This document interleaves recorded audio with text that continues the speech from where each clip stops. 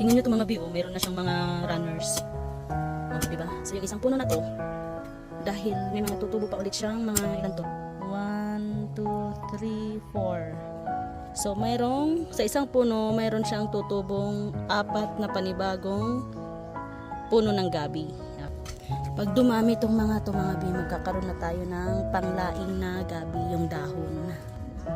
Yung itatanim natin ngayon mga bi, panglaing talaga to yung mga dahon niya. Kasi yung, hindi to yung yung makate. Yan.